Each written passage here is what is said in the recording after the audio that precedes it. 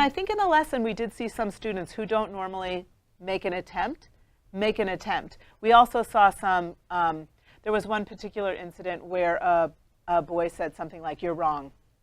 And it gave me the opportunity, and I picked it up just with what he said. "Oh, you're wrong."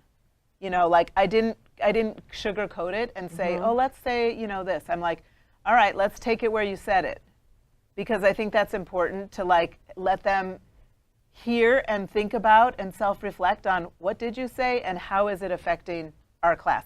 That's part of building our environment, to kind of, you know, put it out there where it is and take it from there. So I also think in that moment, it gave the student who said it a moment to go, "Oh yeah, that word might hurt." It gave the person who heard it a chance to go, "Oh, my teacher heard that that might hurt." And it brought it out into the open.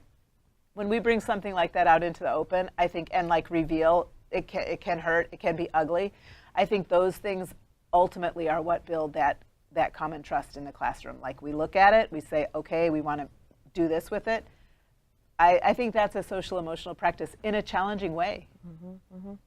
Yeah, it sounds like that reciprocal vulnerability that we've kind of talked about. I mean, two parts of it. One is the reciprocal vulnerability between the teacher and then between the students. There was another moment that came up in the video where a student said, "Oh, remember yesterday when you told the story about when you were a little girl and learning math?"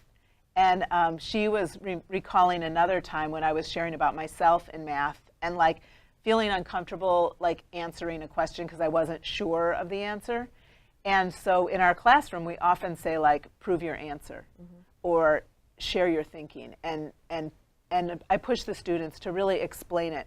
It happened in this lesson where the other thing that I thought was pretty interesting in the lesson was vocabulary itself. There's over half of our class is English learners. And with that many English learners, vocabulary is key.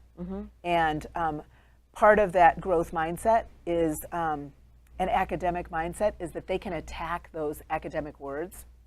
And that, for example, we use digit, value, but those were just a couple. There were other ones that just kept coming up and over in the lesson were used. And I thought, oh, they have a lot of chances to hook on to those words.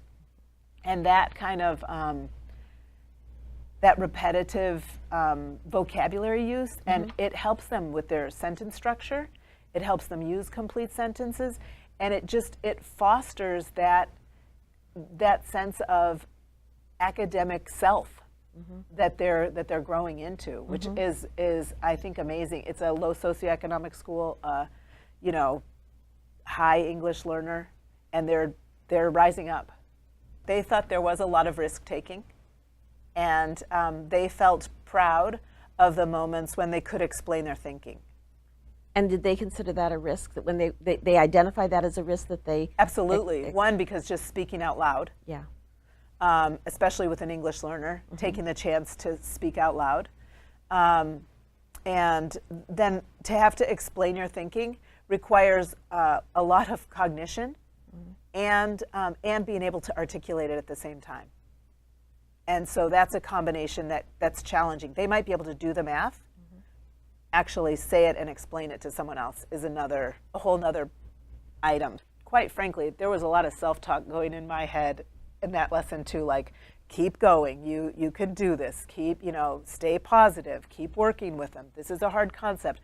When I went to that there in my head, like, this is a hard concept, I had to say to myself, it's challenging. They don't have it yet. We're going to get there. Don't worry, this is one lesson, you know, and really talk myself through it. You know, I love that you said layers, because I think in this one lesson, it shows multiple layers, but those layers don't come in one lesson. Those layers come over time. You know, the layers of social emotional learning, the layers of building a community, the layers of classroom, the layers of reflection, they come over time. They don't come in just one lesson. So sometimes when I looked at the video, I saw, oh, you know, that student at the beginning of the year didn't say anything. And in the lesson, it's actually one of the students I called on, and she wasn't really, she didn't have anything right then. and I went to another student, and then I came back to the student.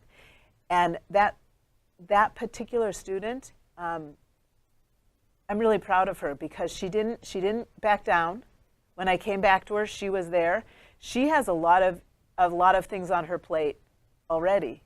And for her to hang in there and to do it with such grace, I think is really testament to her over the year and how she's grown. At the beginning of the year, for her to even approach me was difficult, and say, like, advocate for herself.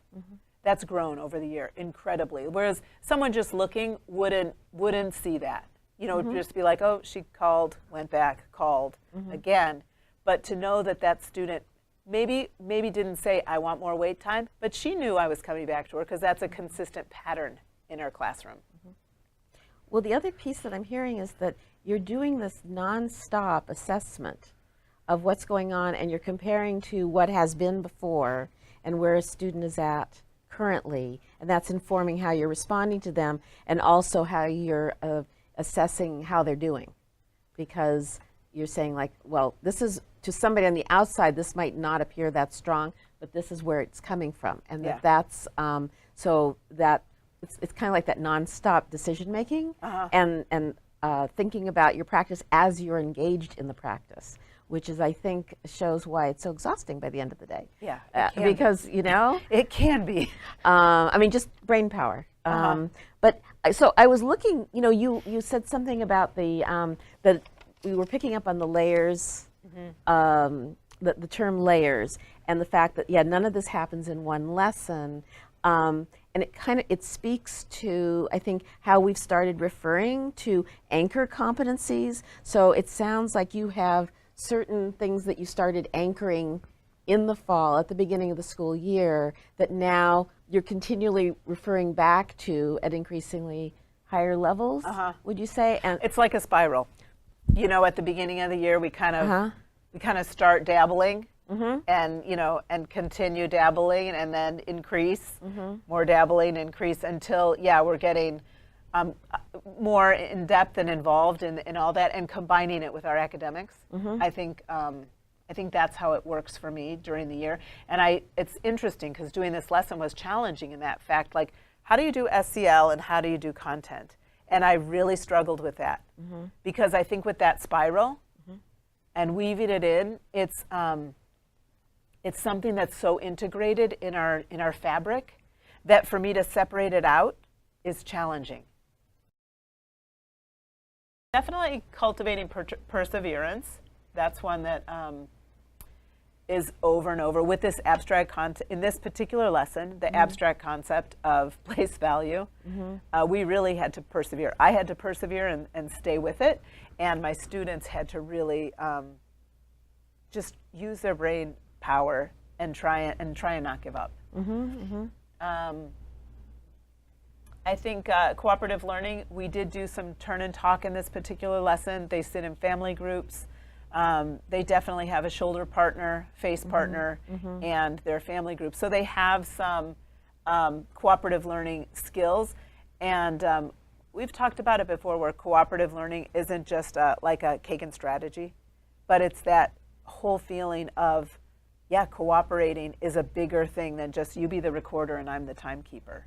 It's much more comprehensive than that.